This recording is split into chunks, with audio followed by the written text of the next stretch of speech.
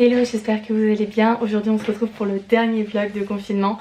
On est le dimanche 10 mai. J'espère que cette série de vlogs de confinement vous aura plu. Si vous ne les avez pas vus, je vous les remets sur l'écran parce que bon, même si c'est la fin du confinement, c'est quand même des choses que je fais dans la vie de tous les jours en fait. Donc je sais pas trop si vous voulez continuer à voir des vlogs de ma vie hors confinement. Demain, lundi 11 mai, déconfinement en France. J'espère que ça va bien se passer. Voilà, mais je pense qu'il faut vraiment être raisonnable et avoir conscience du risque. Je suis pas là pour vous dire que faire, etc. Mais franchement, prenez soin de vous comme vous l'avez fait pendant le confinement. Continuez à être vigilant parce que le virus n'a pas disparu comme ça. J'espère que ce vlog vous plaira et je vous laisse avec la suite. Bisous. Coucou, c'est Andrea de la voix off. J'ai pas trop l'habitude de faire des voix off, donc j'espère que ma voix est pas trop dégueu. J'ai vu que vous posiez vraiment énormément de questions sur moi, mes études, mes jobs d'été, mes jobs étudiants. Donc du coup, cette vidéo, elle sera principalement axée sur ça et sur d'autres questions. Mais bref, je vous fais de gros bisous et je vous laisse avec la suite. Ciao, ciao.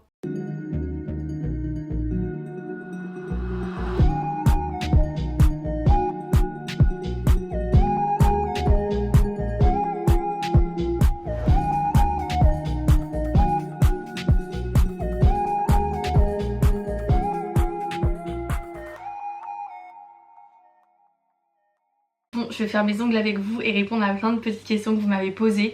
Autant vous dire qu'au début je voulais faire un chit chat make-up. Je savais pas trop si c'était quelque chose qui pouvait vous intéresser. De base je me maquille que les yeux, la bouche, les sourcils. Donc est-ce qu'une vidéo où je maquille que les yeux, la bouche, les sourcils vous pourrait vous intéresser? Je ne sais pas trop. Donc je vais répondre à des questions, je vais faire ma petite vie en attendant. Parce que d'habitude je m'ennuie trop quand je fais mes ongles. Et là j'ai trop envie de parler avec vous, donc c'est parti. Concernant mes cheveux, parce que j'ai reçu plein de demandes aujourd'hui, j'ai juste reproduit le tuto qu'Inès elle avait fait dans son vlog. D'ailleurs je vous mettrai les plans ici et je vous invite à aller voir son vlog dans le petit i.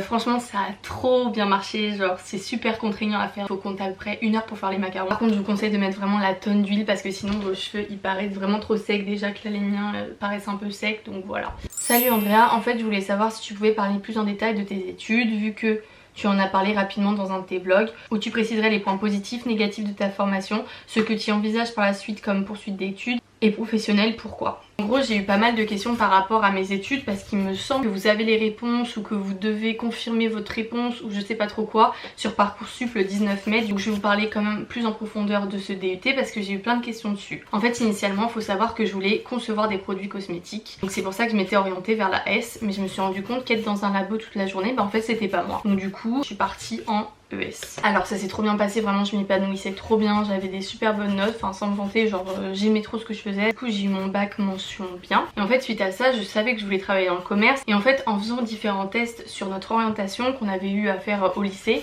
on m'avait conseillé d'être chef de produit marketing. Au début je savais vraiment pas ce que c'était, donc j'ai refait des recherches. J'ai vraiment eu l'impression que ça me correspondait, mais par contre j'ai jamais eu l'occasion de vraiment être chef de produit, donc je peux pas vous dire si c'est vraiment ce que je vais faire plus tard. Du coup je me suis dit que j'allais m'orienter vers une école de commerce. Les écoles de commerce on peut initialement y aller après le bac, sauf que franchement c'est très dur d'avoir une très bonne école de commerce à l'issue du bac et c'est surtout très cher. Les écoles de commerce coûtent en général très cher, c'est pour ça que beaucoup d'étudiants essayent de passer par des alternatives comme la fac, comme les BTS, comme l'IUT, comme les prépas. J'hésitais vraiment entre la prépa et le DUT. Pourquoi la prépa? Parce que vraiment initialement c'était la voie de prédilection pour atteindre une bonne école de commerce. Ça je mets ça entre guillemets parce que c'est ce que les profs nous ont dit, mais c'est pas forcément la réalité des choses. Et pourquoi le DUT? Parce qu'il y avait plus de côtés où tu pouvais acquérir une expérience dans les différents stages que proposaient les DUT, et en termes général vu que c'est un DUT c'est un peu plus léger en termes d'horaire, donc tu pouvais faire un travail à côté, donc ça te faisait plein d'expériences et c'était hyper enrichissant. Donc finalement j'ai choisi le DUT pour plein de raisons, notamment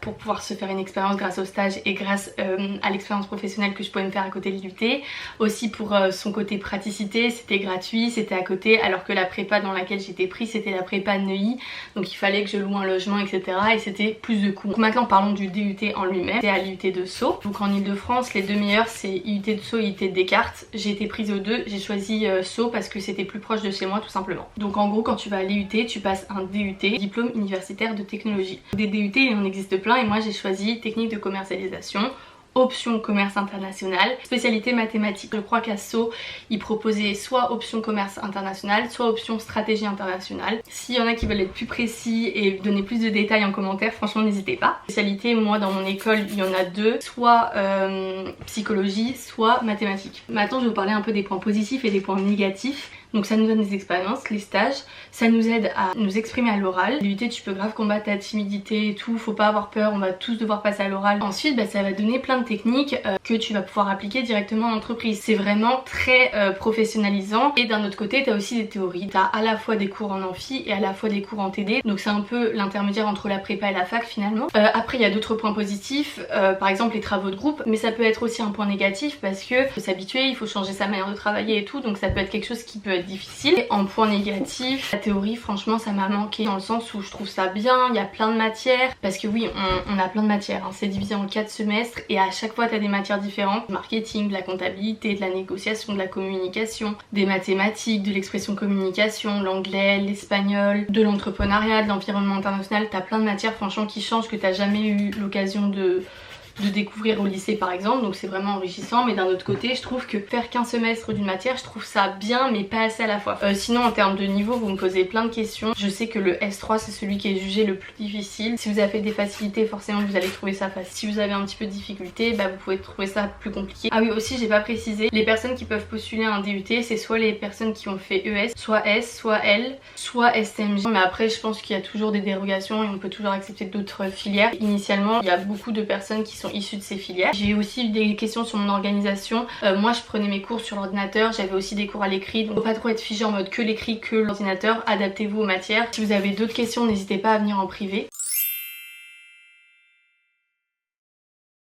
Donc j'ai une personne qui me demande si je vais créer un 21 button, 21 boutons, bref je sais pas comment on dit.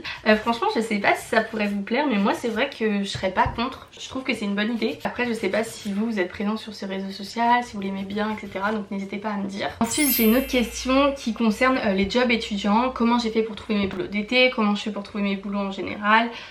Voilà, j'ai plein de petites questions par rapport à ça. En gros pour vous la faire courte, j'ai commencé à travailler en parallèle à l'école la première année de l'IUT en fait je pense, ouais il y a genre 1 an et demi. Donc honnêtement pourquoi j'ai fait ça, non seulement c'était pour gagner de l'argent mais aussi pour me faire des expériences en plus qui pourraient être valorisées plus tard. Donc globalement j'ai essayé un petit peu de postuler pour des grandes enseignes. J'ai grave persévéré et j'ai eu aussi beaucoup de chance je pense. La première année de mon IUT on devait faire un stage de vente et moi j'ai fait mon stage de vente pour Dior Parfum. Alors comment j'ai trouvé ça? Bon déjà j'ai essayé de faire une lettre de motivation et un CV béton. Alors, franchement au début je me suis dit que j'allais chercher sur internet et tout et répondre à des annonces, mais finalement un jour je me suis baladée sur Paris, je suis rentrée dans une boutique Dior Parfum, j'ai déposé mon CV et par pure coïncidence ils cherchaient une stagiaire et franchement c'était une expérience hyper enrichissante. Donc ensuite j'ai fait ce stage, après j'ai trouvé différents emplois de vendeuse. J'étais vendeuse pour Calvin Klein, j'étais vendeuse chez Emma et Chloé. Ça je vous parle de ça, c'était à des durées assez courtes, hein. J'ai pas fait ça pendant plusieurs mois. Souvent ils cherchent des CDD. Pour mes conseils c'est de faire une belle lettre de motivation, un beau CV,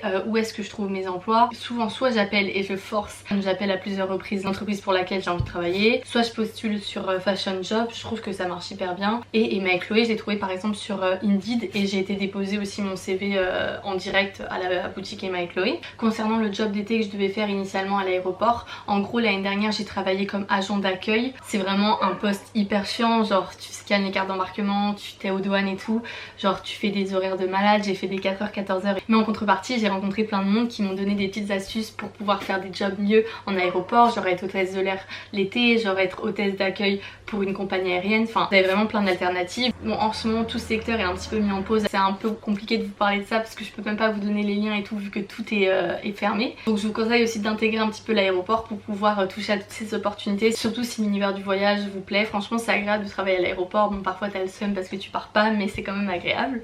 Dans un vlog je vous avais dit que je n'avais pas de stage, que j'étais dégoûtée et vous avez été vraiment pas mal à me contacter par DM en me disant que vous aviez plein de projets qui s'annulaient et tout. Ça m'a fait trop plaisir de parler avec vous et d'échanger sur ces différents points. Donc du coup moi je me suis un petit peu battue parce que honnêtement je voulais faire mon DUT pour avoir un stage et là on me disait le stage c'est mort. Et j'étais un petit peu dégoûtée parce que j'avais l'impression d'avoir fait ça un peu pour rien, même si là je pèse pas du tout mes mots, mais en gros vous avez compris l'idée. Et du coup j'ai contacté l'entreprise en question pour laquelle je devais faire mon stage. Je pense que je vous en reparlerai parce que pour l'instant c'est le début donc je vais pas dire trop de mots dessus, mais en gros c'est une entreprise de cosmétiques française. Franchement mon conseil c'est de persévérer et vraiment se donner les moyens.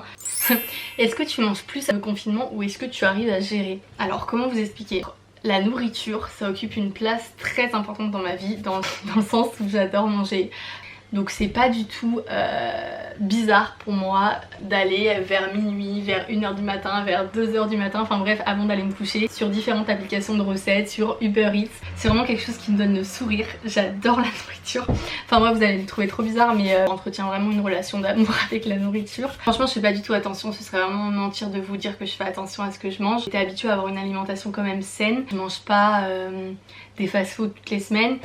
Donc du coup, le confinement, franchement, ça a pas changé. Genre, je mange toujours autant.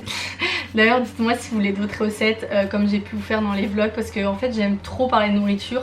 Et j'aime trop cuisiner, donc franchement ça me ferait trop plaisir de vous en faire plein. Écoutez, je pense que j'ai répondu à peu près à toutes les questions que vous vous posez sur moi. Si vous avez d'autres questions, n'hésitez pas à les mettre en commentaire, je vous répondrai.